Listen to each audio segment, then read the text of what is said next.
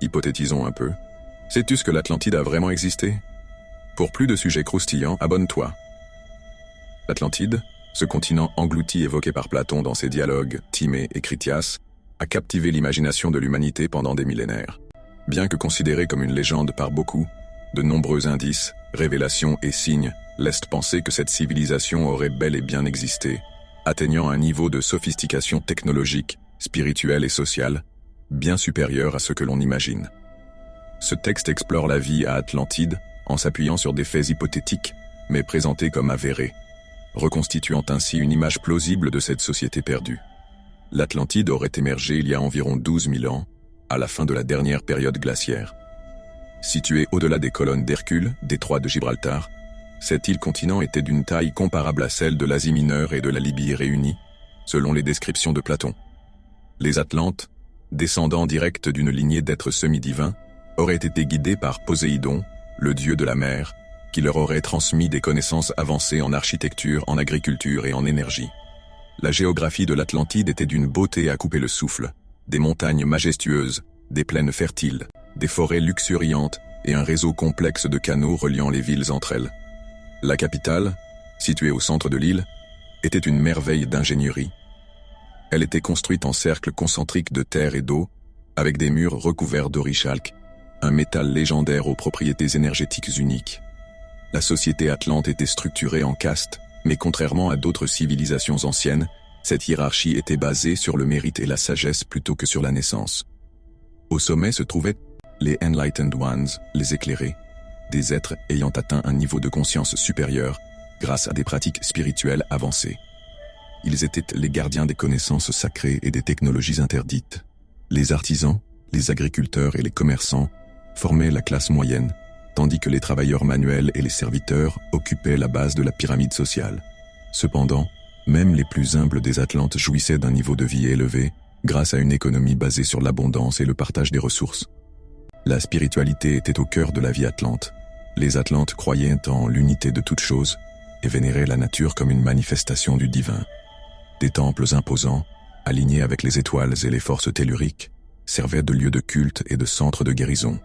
Les prêtres atlantes maîtrisaient des techniques de méditation et de projection astrale qui leur permettaient de communiquer avec d'autres dimensions. L'Atlantide était une civilisation hautement technologique, bien que cette technologie fût profondément différente de la nôtre.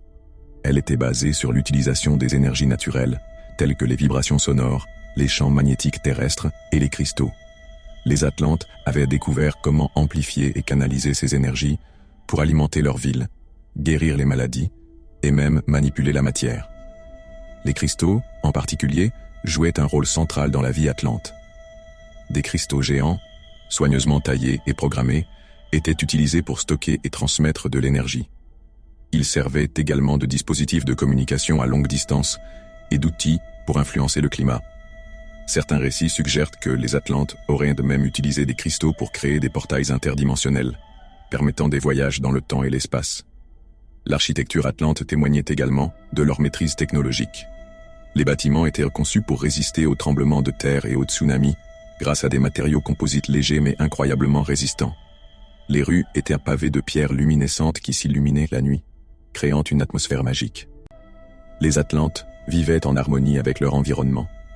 Ils avaient développé des techniques agricoles sophistiquées, utilisant des engrais naturels et des systèmes d'irrigation perfectionnés pour cultiver des plantes aux propriétés médicinales et nutritives exceptionnelles.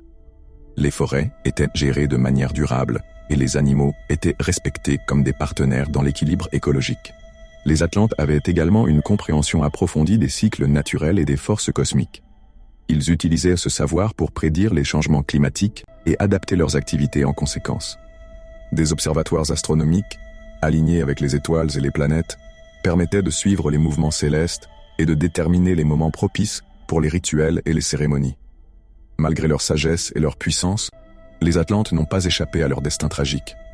Selon les récits, leur déclin aurait commencé lorsqu'ils ont succombé à l'orgueil et à la cupidité. Certains dirigeants, corrompus par le pouvoir, auraient détourné les technologies sacrées à des fins égoïstes, provoquant un déséquilibre énergétique catastrophique. Des expériences imprudentes avec les cristaux auraient entraîné des perturbations telluriques et climatiques, déclenchant une série de catastrophes naturelles. Des tremblements de terre, des éruptions volcaniques et des tsunamis gigantesques auraient finalement submergé l'île, la faisant disparaître en une seule nuit. Cependant, certains croient que les Atlantes ont anticipé leur chute et ont pris des mesures pour préserver leur héritage. Des archives secrètes, contenant leurs connaissances et leur technologie, auraient été cachées dans des endroits sûrs à travers le monde, attendant d'être redécouvertes. De nombreux indices suggèrent que l'héritage de l'Atlantide a survécu à sa disparition. Les pyramides d'Égypte, les temples mayas, les statues de l'île de Pâques et les mégalithes de Stonehenge présentent des similitudes troublantes avec les descriptions de l'architecture atlante. Certains chercheurs pensent que ces structures auraient été construites par des survivants de l'Atlantide, cherchant à perpétuer leur savoir. Des légendes similaires à celles de l'Atlantide existent dans de nombreuses cultures à travers le monde, comme celle de Mu dans le Pacifique ou de Thulé dans le Nord. Ces récits pourraient être des fragments déformés d'une mémoire collective remontant à l'époque atlante. Enfin, des découvertes archéologiques récentes, telles que des vestiges sous-marins au large des côtes de Cuba, du Japon et des Açores, relancent l'espoir de retrouver des preuves tangibles de l'existence de l'Atlantide.